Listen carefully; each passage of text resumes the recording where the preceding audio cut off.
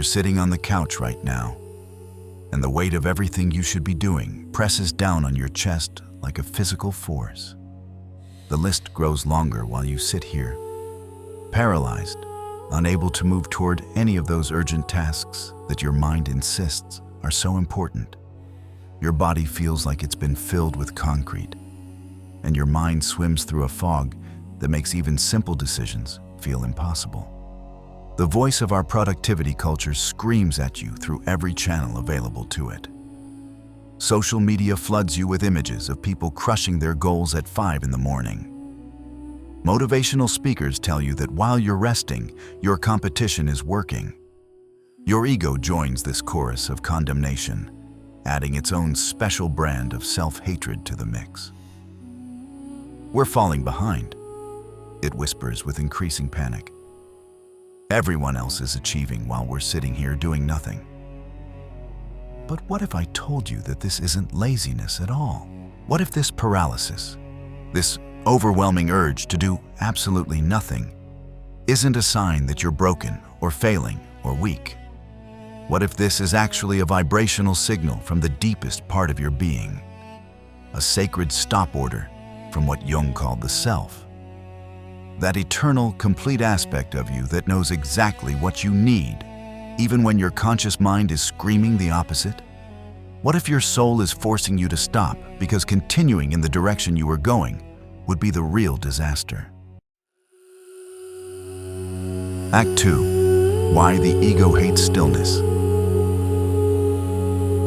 To understand why this urge to do nothing creates such internal conflict, we need to understand the fundamental difference between how your ego and your soul view existence itself. Your ego, that conscious identity you call I, has built its entire structure on one foundation: doing. The ego believes, with religious fervor, that it is what it does.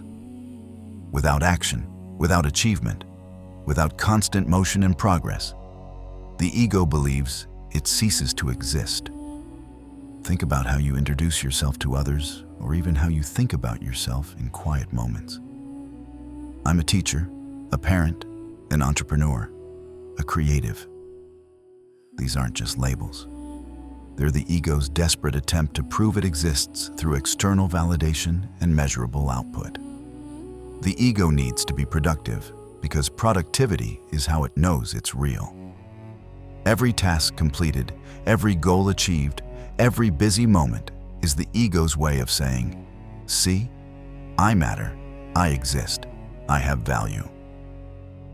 For the ego, doing nothing isn't just uncomfortable, it's an existential threat. When you stop doing, the ego faces the terrifying possibility that without all its roles and achievements and constant motion, it might be nothing at all. This is why the urge to do nothing triggers such intense resistance and guilt. Your ego is literally fighting for what it believes is its survival. But here's what Jung discovered that changes everything. While the ego fears stillness as death, the self, your deeper, truer nature, knows that stillness is where real transformation happens. What the ego calls doing nothing is actually where the soul does its most important work. This is where integration happens, where experiences are digested and transformed into wisdom, where the lead of raw experience becomes the gold of understanding. The self doesn't need to prove it exists through constant action because it knows it simply is. It doesn't derive its value from productivity because its value is inherent, unchangeable, complete. When the self initiates a period of doing nothing, it's not laziness, it's alchemy. It's the sacred pause where transformation happens below the threshold of consciousness, in spaces the busy ego can never reach. Act 3. The 5 Sacred Signals. When your soul forces you to stop, it's not random or arbitrary. There are specific vibrational signals your deeper self is responding to. Signals that your ego consistently misreads as laziness or failure. Let me share with you the 5 primary reasons your soul hits the emergency brake on your life, and why each of these is actually a profound gift disguised as paralysis. Signal 1. Vibrational misalignment. The first and perhaps most common signal is what I call vibrational misalignment, though Jung might have termed it living from the false self. You've been climbing a mountain with tremendous dedication and effort, pushing yourself harder each day, wondering why every step feels heavier than the last. What you don't realize is that you're climbing the wrong mountain entirely. Your ego has chosen goals based on what it thinks will bring security, approval, or success as defined by others. Perhaps you're pursuing a career that looks impressive but feels hollow, or maintaining relationships that drain rather than nourish you, or chasing achievements that would make your parents proud but leave your soul starving. The frequency of these pursuits doesn't match the frequency of your authentic self, creating an energetic dissonance that grows more unbearable with time. When this misalignment reaches a critical point, your soul intervenes by withdrawing energy from these false pursuits entirely. What feels like laziness or lack of motivation is actually your soul's refusal to waste another moment of your precious life force on paths that lead away from your truth. This isn't self-sabotage, it's divine course correction. Your soul would rather have you do nothing than continue pouring your energy into activities that move you further from who you really are. Signal 2. Energetic overload. The second signal occurs when your container, your capacity to hold and process experience, has reached its absolute limit. Modern life bombards us with more information, stimulation, and emotional complexity in a single day than our ancestors faced in months. Your nervous system, your psyche, your very soul needs time to process, integrate, and make meaning from this constant stream of input. You're not just carrying your own experiences, but also absorbing the collective anxiety of a world in transition, the unprocessed grief of losses both personal and planetary, the weight of decisions made and unmade. Your energetic field is so full of undigested experience that there's literally no room for anything new to enter. When this happens, the soul initiates what might appear as shutdown, but is actually a profound digestive process. This forced stillness isn't laziness, it's integration. Your soul is saying, we cannot move forward until we process where we've been. Every emotion you haven't fully felt, every truth you haven't fully acknowledged, every experience you've pushed through without integrating. All of this needs space and stillness to transform from raw experience into embodied wisdom. The urge to do nothing is your soul creating the conditions necessary for this alchemical process. Signal 3. The alchemy of transition. The third signal emerges during what Jung called periods of transition, those liminal spaces between who you were and who you're becoming. You've left the old life, whether by choice or circumstance, but the new hasn't yet taken form. You're suspended in the void between identities, between chapters, between worlds. This is the cocoon phase, and like the caterpillar dissolving into undifferentiated potential before reorganizing as a butterfly, you too must undergo a complete metamorphosis. During these transitions, the ego desperately wants to rush through the discomfort and grab onto the next identity, the next role, the next structure to define itself. But the soul knows that transformation cannot be rushed. The caterpillar doesn't become a butterfly by trying harder or being more productive. It becomes a butterfly by surrendering to the dissolution, by allowing itself to become nothing before it can become something new. When you're in this transition space and feel the overwhelming urge to do nothing, this isn't depression or laziness. It's metamorphosis. Your energy is being redirected from external action to internal reorganization. Every cell of your being is being reprogrammed, every assumption questioned, every identity structure examined and either released or renewed. This is sacred work that can only happen in stillness, in the pregnant pause between exhale and inhale, between death and rebirth. Signal 4, creative fallow time. The fourth signal relates to what farmers have always known, but our productivity-obsessed culture has forgotten. Fields must sometimes lie fallow to remain fertile. Your creative force, your life force itself, operates in cycles of expression and restoration, output and input, creation and reception. When you've been creating, producing, and outputting without adequate restoration, your soul initiates a mandatory fallow period. The ego experiences this as creative block, as losing your edge, as the well running dry. It panics and tries to force productivity, to push through the resistance, to manufacture inspiration through sheer will. But this is like trying to harvest from exhausted soil. You might get something, but it will be weak, lifeless, lacking the vital force that makes creation meaningful. The urge to do nothing during these creative fallow times is your soul's wisdom protecting your gift. It's saying, the soil must rest to restore its nutrients. The well must refill from underground springs. The creative force must return to source to remember what it's creating for. This isn't a block. It's preparation for a harvest greater than anything forced productivity could yield. Signal 5, the call to depth. The fifth and most profound signal is what Jung called the summons to individuation. The call to become who you truly are beneath all the masks and roles and external definitions. Your soul has grown weary of the surface games, the endless cycling through the same patterns, the repetitive dance of the ego's limited perspective.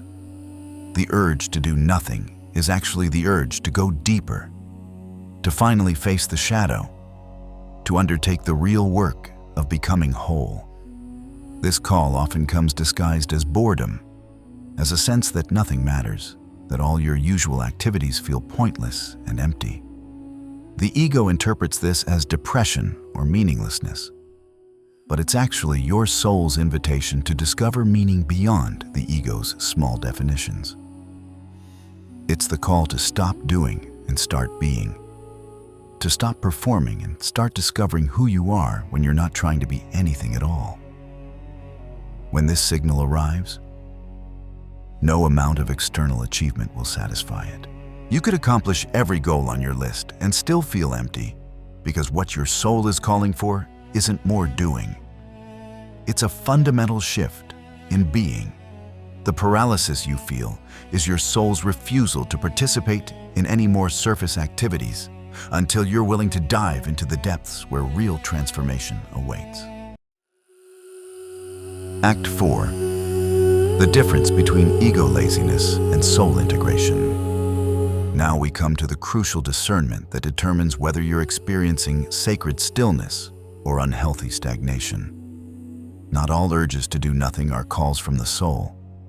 Sometimes the ego itself creates a false stillness, a numbness that masquerades as spiritual pause, but is actually avoidance dressed in cosmic clothing. Learning to distinguish between these is essential for honoring your soul's wisdom without falling into the ego's traps.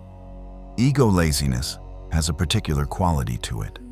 It feels heavy, dull, and disconnected. When you're in ego laziness, you're not really doing nothing. You're doing things that create the illusion of activity while avoiding what really needs attention. Endless scrolling through social media, binge-watching shows you're not even enjoying, compulsive eating or shopping, or any activity that numbs rather than nourishes. These are the ego's ways of avoiding both genuine action and genuine stillness. The key marker of ego laziness is that it leaves you feeling worse than before. After hours of this kind of nothing, you feel drained rather than restored, more disconnected rather than integrated, fuller of noise rather than clarity. The ego creates this false rest because it's terrified of real stillness, where you might actually hear what your soul is trying to tell you. Soul integration, on the other hand, has a quality of sacred presence to it. When your soul initiates a pause, there's a feeling of being held, of being guided, even in the discomfort of not knowing. You might sit staring out the window for an hour, but you're not absent. You're deeply present. You might walk without destination, journal without agenda, or simply breathe without trying to accomplish anything. And yet, something profound is happening beneath the surface. The difference is in the quality of your presence. In ego laziness, you're escaping from yourself. In soul integration, you're returning to yourself. In ego laziness, you're avoiding the voice within. In soul integration, you're creating space to finally hear it. In ego laziness, you're numbing the discomfort.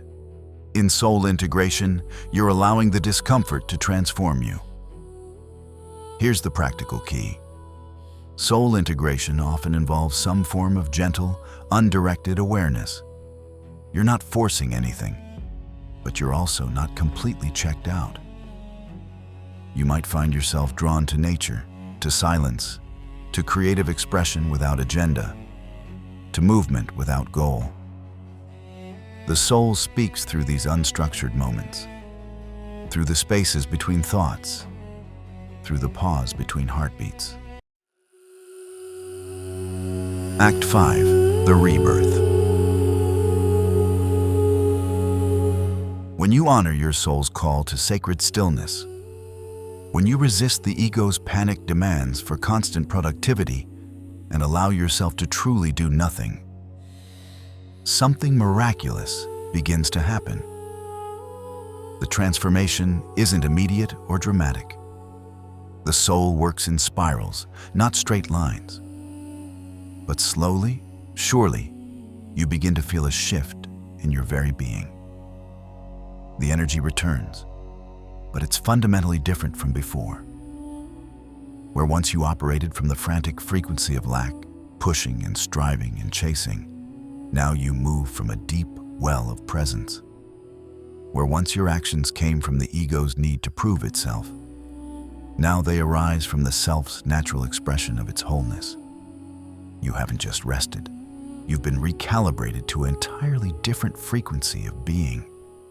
This is what Jung meant by individuation, the process of becoming who you truly are rather than who you think you should be. Through honoring these periods of sacred nothing, you've allowed your authentic self to emerge from beneath layers of conditioning, expectation, and false identity. You've discovered that your worth isn't determined by your productivity, your value isn't measured by your achievements, and your existence doesn't require constant justification through doing. The paradox that emerges is breathtaking in its simplicity. By doing nothing, you become everything. By stopping the frantic dance of productivity, you discover what you're actually here to create. By releasing the ego's desperate grip on identity through action, you uncover an identity that needs no external validation because it's rooted in the eternal truth of your being. Your relationships transform because you're no longer operating from need, but from wholeness. Your work transforms because you're no longer forcing outcomes, but allowing them to emerge from your authentic expression. Your entire life transforms because you're no longer living from the outside in, trying to build an identity through external accomplishments, but from the inside out, allowing your true nature to express itself in form. This is the gift hidden in the urge to do nothing. It's not nothing at all, but everything. It's the space where the ego's small story dies and the self's infinite story begins. It's where you stop being who you thought you had to be and start being who you actually are. It's where the exhausting effort of maintaining a false self gives way to the effortless expression of your true nature. The world doesn't need more people frantically doing. It needs people who have touched the stillness at their core and bring that stillness into action. It needs people who have integrated their shadows and operate from wholeness.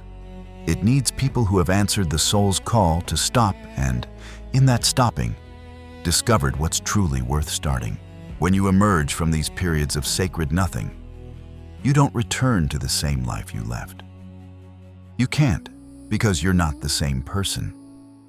The caterpillar doesn't return to eating leaves after emerging from the cocoon. It has wings now, and an entirely different relationship with existence. You too have wings now, though they might be invisible to others. You've remembered how to fly not through effort, but through alignment. Not through force, but through flow. Your soul will continue to initiate these sacred pauses throughout your life. Because transformation is not a one-time event, but an ongoing spiral of becoming. Each time you honor the call to do nothing, you shed another layer of false self and reveal another facet of your true nature. Each time you choose soul integration over ego productivity, you strengthen your connection to the wisdom that knows exactly what you need, exactly when you need it.